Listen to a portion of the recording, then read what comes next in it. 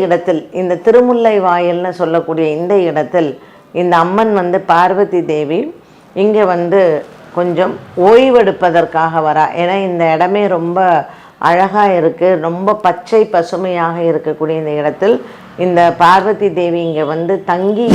இந்த பார்வதி தேவியினுடைய இன்னொரு புராண வரலாறு என்ன அப்படின்னு பார்த்தீங்கன்னா, இந்த இடத்தை ஆண்ட ராஜா பார்வதி தேவி ரொம்ப தபஸ் பண்ணுறதுனால அந்த இடத்துல அந்த வைப்ரேஷன், அந்த எனர்ஜி நிறைய இடர்பாடுகள். நிமிஷாம்பாள் அப்படிங்கிறவ யார் அப்படின்னு பார்த்தீங்கன்னா, பார்வதி தேவியினுடைய ஒரு அம்சம்தான். நம்ம போய் இந்த தேவியை பார்த்த ஒரு நொடி பொழுதிலேயே நம்மளுடைய தலையெழுத்து மாறும் அப்படிங்கிறதான் இவளினுடைய. அந்த ஆலயத்திற்கு நம்ம மனசில் எண்ணிய காரியங்களை ஒரு நிமிஷத்தில், நிமிஷாம்பாள்னு அந்த பெயர், ஒரு நிமிஷத்தில் நமக்கு வேண்டிய வரத்தை கொடுப்பவள் தான் இந்த நிமிஷாம்பாள்.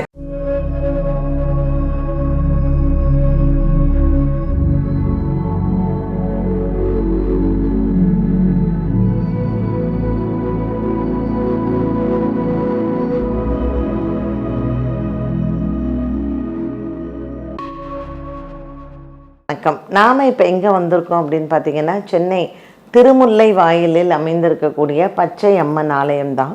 இந்த ஆலயம் நிறைய பேருக்கு குலதெய்வமாக விளங்குகிறது. இந்த பச்சை அம்மன் ஆலயம் இங்கே ஒரு 2000 வருடம் பழமை வாய்ந்த இந்த ஆலயம். இந்த ஆலயத்தினுடைய வரலாறு என்ன அப்படின்னு பார்த்தோன்னா, பார்வதி தேவி கைலாயத்தில் சிவபெருமானிடத்தில் தன்னிடத்தில் அவர் எந்த நேரமும் அவர் செலவிடுவதே இல்லை, தன்னிடம் பேசவே இல்லை அப்படின்னு விளையாட்டுத்தனமாக சிவபெருமானின் கண்களை மூடிவிட்டார். அப்படி மூடும் பொழுது இந்த உலகமே ஸ்தம்பித்து விட்டது. உலகம் முழுவதும் ரொம்ப இருண்டு போய் அப்படியே நின்னதுனால சிவன் தன்னுடைய 3வது கண்ணை திறந்தார். அதில் ஏற்பட்ட ஒளியில் திரும்பவும் இந்த உலகம் இயங்க தொடங்கியது. அப்போ பார்வதி தேவியை அவருக்கு கோபம் அவர் சாபமிடுகிறார். அப்போ பார்வதி தேவி சொல்கிறார், நான் விளையாட்டாக தானே மூடினேன்னு. அப்போ அவர் சொல்கிறார், கொடுத்த சாபத்தை என்னால் திரும்ப பெற முடியாது, இருந்தாலும் பூலோகத்தில் நீ போய் தபஸ் பண்ணு, நீ தபஸ் இருக்கிற வேளையில் உன்னுடைய பேரும் புகழும் உயரும், தகுந்த நேரத்தில் நான் உன்னை திருமணம் செய்து கொள்கிறேன் அப்படின்னு. அப்போ தான் அவள் பார்வதி தேவி காஞ்சிபுரத்தில் போய் தபஸ் பண்ண போகிறா. அப்போ காஞ்சிபுரத்தில் அவள் தபஸ் பண்ணுற நேரத்தில் காசிக்கும் போய் தபஸ் பண்ணுறா. இறைவனிடத்தில் அவள் போய் சேர்ந்து அர்த்தநாரீஸ்வரராக சுவாமி ஐக்கியமாறார். ஸோ இந்த நிகழ்வு நடக்கும் பொழுது இந்த இடத்தில், இந்த திருமுல்லை வாயில்னு சொல்லக்கூடிய இந்த இடத்தில் இந்த அம்மன் பார்வதி தேவி இங்கே கொஞ்சம் ஓய்வெடுப்பதற்காக வரா. ஏன்னா இந்த இடமே ரொம்ப அழகாக இருக்குது, ரொம்ப பச்சை பசுமையாக இருக்கக்கூடிய இந்த இடத்தில் இந்த பார்வதி தேவி இங்கே தங்கி இருந்து ஒரு தவம் இருக்கும் பொழுது ஒரு மன அமைதிக்காக இந்த இடத்துல இருந்ததுனால அவங்கள பச்சை பசேல்னு இருக்கக்கூடிய இந்த இடம் பச்சை அம்மன் அப்படிங்கிற பெயர் வந்தது ஒன்று. இரண்டாவது, இந்த அம்மனுக்கு சப்த கன்னிகளும் சப்தமார்களும் இங்கே அவங்களுக்கு துணையாக இருக்கிறாங்க. அண்ட் இந்த பார்வதி தேவியினுடைய இன்னொரு புராண வரலாறு என்ன அப்படின்னு பார்த்தீங்கன்னா, இந்த இடத்தை ஆண்ட ராஜா பார்வதி தேவி ரொம்ப தபஸ் பண்ணுறதுனால அந்த இடத்துல அந்த வைப்ரேஷன், அந்த எனர்ஜி நிறைய இடர்பாடுகளை கொடுத்தது. உடனே ராஜா அங்கே இருக்கக்கூடிய சோல்ஜர்ஸ் எல்லாரையும் அனுப்பி, இவ யார் அப்படின்னு சொல்லி பாருங்கள், அவங்கள கொலை பண்ணிவிடுங்க அப்படின்னு சொல்கிறார் ராஜா.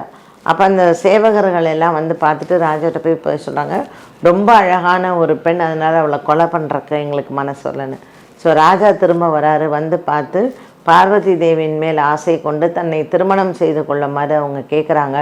பார்வதி தேவி ராஜாவிடம் போரிட்டு அதை வென்றால், அந்த போரிடத்திலும் போது அந்த சப்த கன்னிகளும் சப்தமார்களும் அண்ணன்மார்களும் பார்வதி தேவிக்கு துணையாக இருக்கிறாங்க. அந்த யுத்தம் நடந்த இடம் இது. அதுக்கு பிறகு அந்த இடமே ரொம்ப பசுமையாக மாறினது. இப்படி ஒரு புராண வரலாறும் இருக்குது. இது ஒரு பெரிய வனம், ஒரு அடர்ந்த காடு இந்த இடம். அதனால் இந்த திருமுல்லை வாயில் அப்படிங்கிற இந்த இடத்துல பல ரிஷிகள், நாரத முனி, சப்த ரிஷிகள், இவங்கெல்லாம் தபஸ் பண்ணி அவங்களுடைய தப வலிமையினால் அவர்களுக்கு இந்த இடத்தில் அதிகமான ஒரு பாசிட்டிவ் எனர்ஜி வந்ததாகவும் இந்த ஸ்தல வரலாறு சொல்லுகிறது. ஸோ பார்வதி தேவி இந்த இடத்துல அவள் சிவபெருமானை நினைத்து தபஸ் பண்ணி ஓய்வெடுத்த பிறகு அவள் காஞ்சிபுரம் சென்று அங்கே தபஸ் பண்ணால். அதே மாதிரி காசி சென்று அங்கேயும் தபஸ் செய்து சுவாமி இடத்தில் அர்த்தநாரீஸ்வரராக சுவாமி ஐக்கியமாகிறார். ஸோ இந்த இடம் பார்த்திங்கன்னா இந்த திருமுல்லை வாயில் அப்படின்னு சொல்லக்கூடிய இந்த இடம் பச்சை பசுமையாக பல மருத்துவ செடிகளை கொண்ட ஒரு வனமாக இருந்தது. அதனால் இந்த இடத்தில் யார் மன அமைதிக்காக தவம் புரிந்து இங்கே இருக்கக்கூடிய அந்த நீரில் நீராடினாலும் அவர்களுக்கு உடல் ஆரோக்கியம் மற்றும் வலிமை கண்டிப்பாக வரக்கூடும் அப்படிங்கிறது பக்தர்களினுடைய ஒரு நம்பிக்கை. இன்றும் இந்த பச்சையம்மன் ஆலயத்தில் பௌர்ணமி தினங்கள் மிகவும் சிறப்பாக அமைகிறது. அதுவும் சித்ரா பௌர்ணமி தினம் இங்கே மிகவும் சிறப்பு. தை மாதம் ஆடி மாதத்தில் அம்மனுக்கு விசேஷ பூஜைகள் நடைபெறுகின்றன. ஸோ ஆடி மாதத்தில் கூழ் வார்ப்பது மற்றும் வெள்ளிக்கிழமை செவ்வாய்க்கிழமை இப்படிப்பட்ட நாட்களில் அம்மனுக்கு பொங்கல் வைத்து அவங்களினுடைய பிரார்த்தனைகளை நிறைவேற்றுவதுங்கிறது இங்கே மிகவும் விசேஷம். இந்த பச்சையம்மன் ஆலயத்திற்கு வருபவர்கள் தங்களினுடைய மனக்குறைகளை அம்மனிடத்தில் கூறி திருமண விசேஷங்கள், அதாவது திருமணம் தடைபடுவது மற்றும் குழந்தை பாக்கியம் வேண்டுவோர், கணவன் மனைவி ஒற்றுமை, குடும்ப சௌக்கியம், குலதெய்வ குறை இருக்கிறவர்கள் இந்த அம்மனுக்கு பொங்கல் வைத்து வழிபாடு செய்வது என்பது மிகவும் விசேஷம். ஆடி மாதம் ஞாயிற்றுக்கிழமை மற்றும் தை மாதம் ஞாயிற்றுக்கிழமைகளில் அம்மனுக்கு பொங்கல் வைத்து வழிபட்டால் குலதெய்வ குறைகள் நீங்கும் அப்படிங்கிறது பக்தர்களினுடைய ஒரு நம்பிக்கை. 2000 ஆண்டுகள் பழமை வாய்ந்த இந்த ஆலயத்தில் ஒரு முறை நாம் இங்கே பச்சையம்மனை தரிசனம் செய்து சப்த கன்னிகள் மற்றும் சப்தமார்களை நாம் வழிபட்டால் என்றென்றும் இந்த தெய்வம் நம்மளுடைய குலத்தை காப்பாற்றி நம்மளினுடைய வம்சங்களுக்கு ஒரு வழிகாட்டியாக அமைகிறாள் இங்கே இருக்கக்கூடிய பச்சையம்மன். நாம் இப்போ எங்கே வந்திருக்கோம் அப்படின்னு பார்த்திங்கன்னா சென்னை தண்டையார்பேட்டில் அமைந்திருக்கக்கூடிய ஸ்ரீ நிமிஷாம்பாள் ஆலயம்தான். இந்த நிமிஷாம்பாள் அப்படிங்கிறவ யார் அப்படின்னு பார்த்திங்கன்னா பார்வதி தேவியினுடைய ஒரு அம்சம்தான்.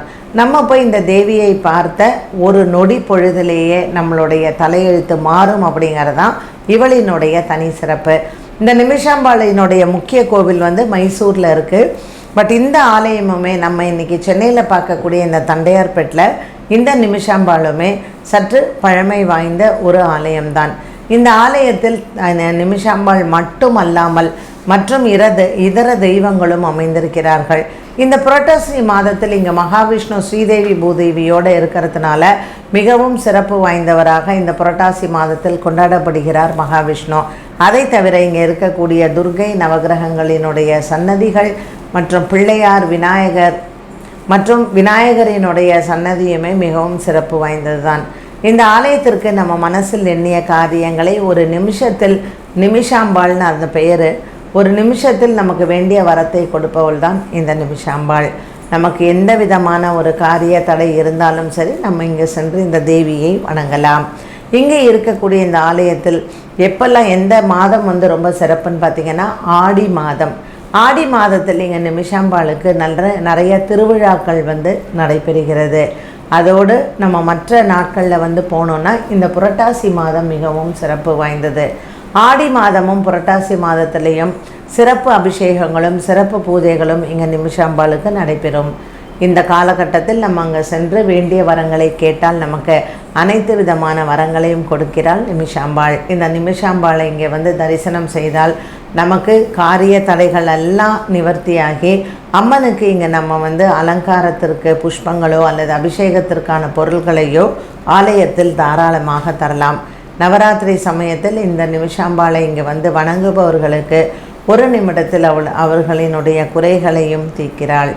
இந்த ஆலயம் நம்மளுடைய சென்னை தண்டையார்பேட்டில் அமைந்திருக்கிறது.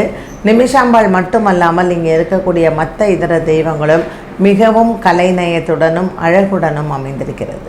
நிமிஷாம்பாள் ஜெயந்தி அப்படிங்கிறது வைகாசி மாதம் கொண்டாடப்படுகிறது. குறிப்பாக இந்த நிமிஷாம்பாள் ஜெயந்தி வைகாசி மாதத்தில் வளர்பிறையில் இருக்கக்கூடிய 3வது திருத்தியான இந்த ரம்பா திருத்தியை என்று நிமிஷாம்பாள் ஆலயம் சென்று பக்தர்களும் வழிபடுகிறார்கள். இந்த நிமிஷாம்பாள் சன்னதியில் போய் நம்ம என்ன வரத்தை கேட்டாலும் ஒரு நிமிடத்தில் நமக்கு அந்த வரத்தை அருளி செய்கிறாள். இந்த ஆலயத்திற்கு வரக்கூடிய நாட்களில் இந்த வைகாசி மாதத்தில் வரக்கூடிய நிமிஷாம்பாள் ஜெயந்தியும் மிகவும் விசேஷமானதாக பக்தர்கள் வந்து சொல்கிறார்கள். இந்த நிமிஷாம்பாள் வந்து ஒரு அசுரனை வதம் பண்ணி தான் இந்த பெயரை வந்து பெற்றாள். இவள் வந்து இவளினுடைய அந்த ஒரிஜினல் ஆலயம் வந்து மைசூரில் இருக்கு இல்லையா, அதில் வந்து அந்த சக்கரத்தை வந்து பார்த்தால் தர்ம சக்கரம் அமைந்திருக்கிறதாக நமக்கு சொல்கிறார்கள். ஆதிசங்கரர் வழிபட்ட இந்த நிமிஷாம்பாள் வந்து இந்த ஆலயம் இங்கே இருக்கிறதும் பழமை வாய்ந்தது தான்.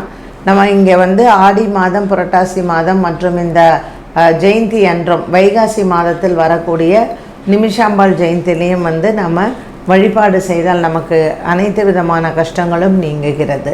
பௌர்ணமி சமயங்கள்லேயுமே வந்து பார்த்திங்கன்னா பௌர்ணமி பூஜை வந்து இங்கே ரொம்ப விசேஷமாக பண்ணுறாங்க. ஸோ சாயங்காலத்தில் பௌர்ணமி திதியில் சாயங்கால நேரத்தில் வந்து அம்பாளுக்கு நம்ம புஷ்பத்தை சாற்றி மனதில் இருக்கக்கூடிய பிரார்த்தனைகளையும் இங்கே நம்ம செய்யலாம். பிரார்த்தனை நிறைவேறியவுடன் அடுத்த பௌர்ணமி தினத்தில் வந்து பிரார்த்தனையை நிறைவேற்றிக் கொள்ளலாம்.